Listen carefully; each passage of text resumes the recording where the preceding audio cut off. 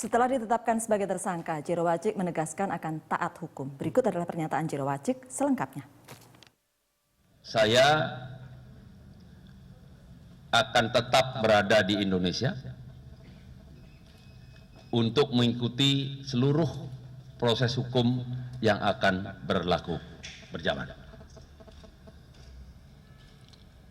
Mengenai jabatan menteri, saya menandatangani fakta integritas karena Bapak Presiden sekarang sedang tugas kenegaraan di Singapura.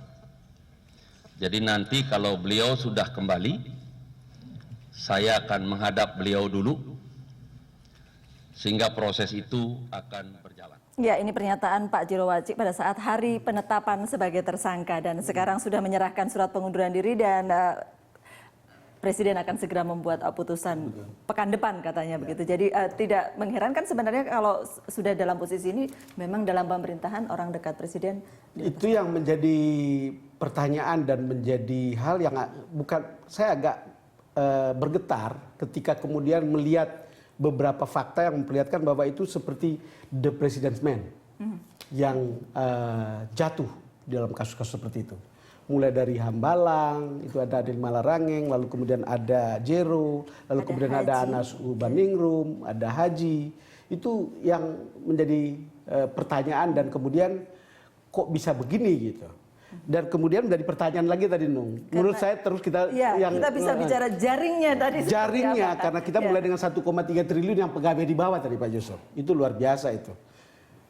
Dari analisa PPATK selama ini 1,3 triliun itu bagaimana sih itu ceritanya? Jadi ini ordinary people ya.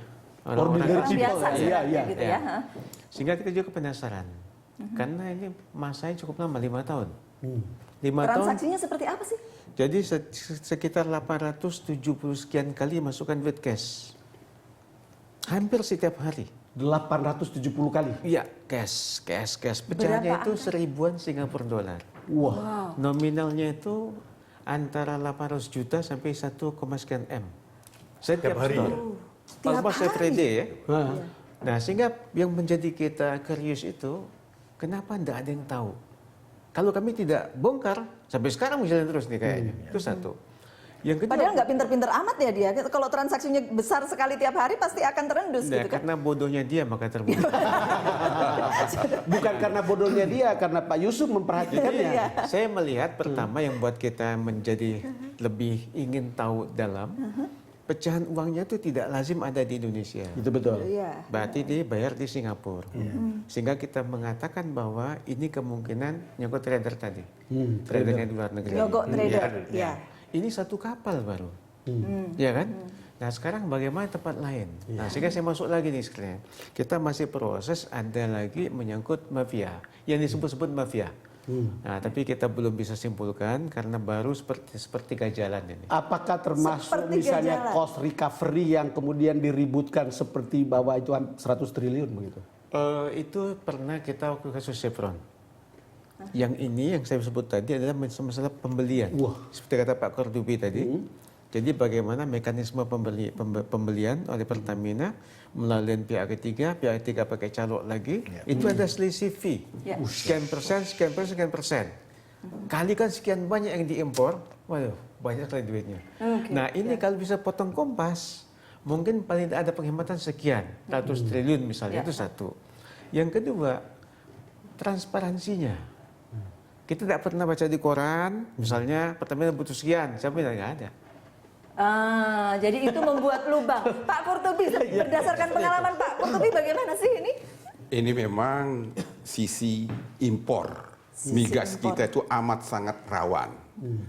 Karena apa? Dari dulu sebenarnya ini, bahwa Pertamina itu sebagian migas yang dibutuhkan untuk dalam negeri itu diimpor melalui pihak ketiga.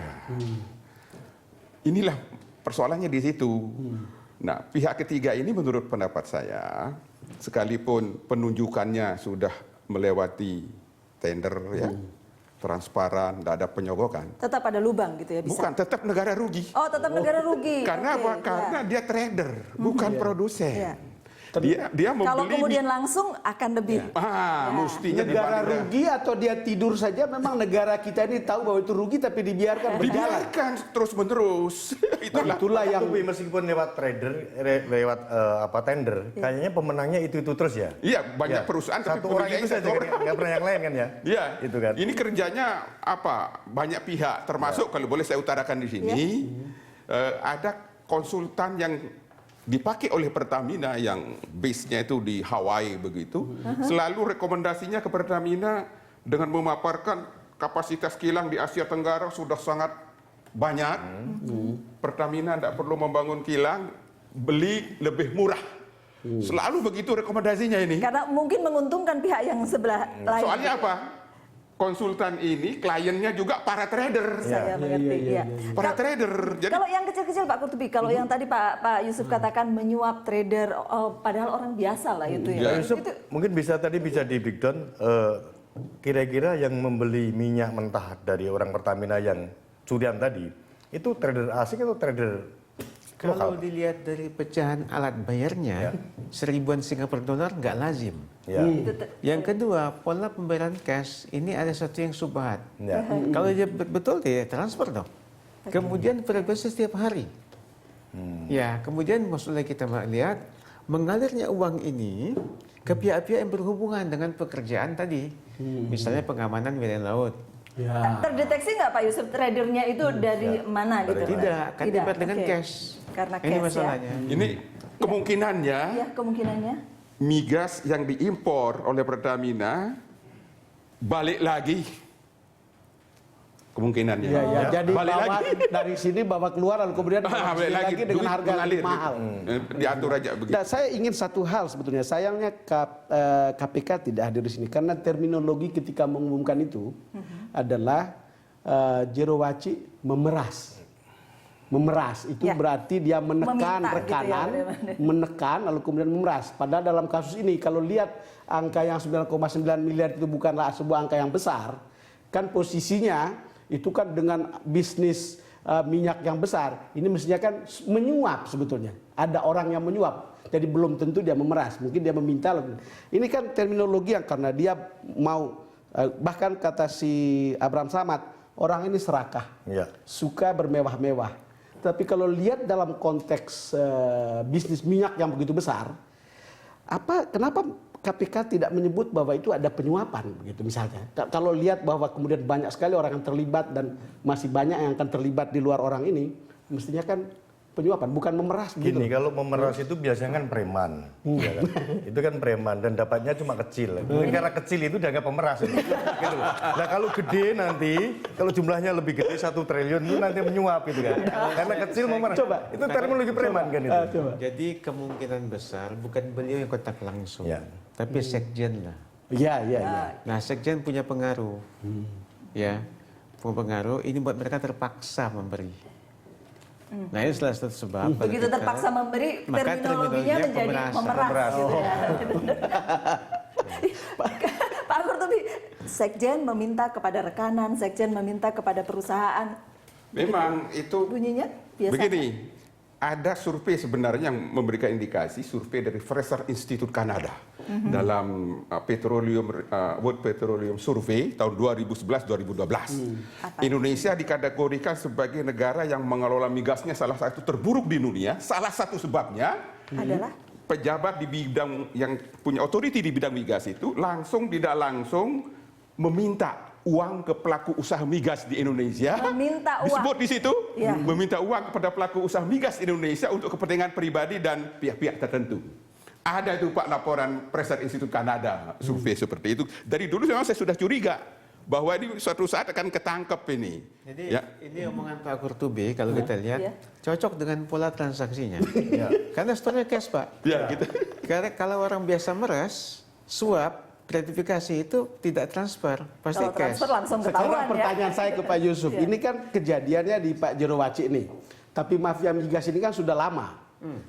Bisa nggak menoleh kembali ke rekening yang dulu-dulu gitu untuk bisa dilihat? Kan ini kan Bagi kita nggak ada masalah, cuman perlu pertimbangan teknologi perbankannya. Contoh waktu kasus ibadah haji, kita tuh ingin awalnya tahun 2000 ke sini. Cuman yang tersedia hanya 2004 mulainya. Oh, 2004. Sampai 2013. Jadi kalau permintaan tergantung pada banknya. Tersedia data di perbankan ya? Betul. Ya. Iya. Pak, bagus sekali anunya. Begini, kalau SKK Migas kemarin yang ketangkep kan Pak Rudi. Iya. Setelah SKK Migas lahir belum sampai setahun, beliau ketangkep tangan karena dalam rangka penunjukan pihak ketiga untuk menjualkan migas milik kita. Sebelumnya waktu bernama BP Migas, penunjukan-penunjukan itu terjadi puluhan kali.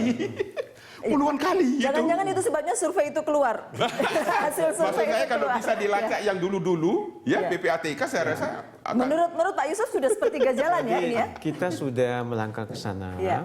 Bahkan kita keluar, Pak. gitu ya. Keluar. Jadi saya Keluar konsentrasi luar Indonesia. Oh, Kita iya. punya himpunan PPATK dunia. Baik, ya. Jadi yakinlah sepanjang itu ada di rekening, dimanapun negaranya pasti ketahuan. Data lebih lama. Ada 137 negara, Pak. Ya, datanya lebih lama dari 2004. Bisa saja, sepanjang ada di bank itu, kelihatan. Yang sekarang sedang dilakukan PPATK yang menurut Pak Yusuf ya baru jalan sepertiga itu dari tahun berapa? Ini kata kita baru melihat dari satu personil Ya. yang melakukan trader minyak tadi. Tapi itu kebaca. Cuman kita lagi mencari aspek kesalahannya. Oh. Karena kan dijustifikasi dengan peraturan. Cuman kita penasaran, kenapa kok cuma dia? Kan itu masalahnya kan. Ya. Maksud Ini cuma lewat dia. satu orang, ya, satu orang dan mungkin jauh lebih besar dari ini semua. Ya karena nilai transaksinya besar. Oh, oke. Satu Ya. hari 1,2 triliun yuk. Satu orang itu nggak mungkin sendiri kan. Kalau dimakan sendiri nggak habis pasti. Bertahun-tahun. Berarti kemana-mana itu ya. Ya. Kita akan bicarakan lagi sesaat lagi. The Headlines berlanjut selepas jeda berikut.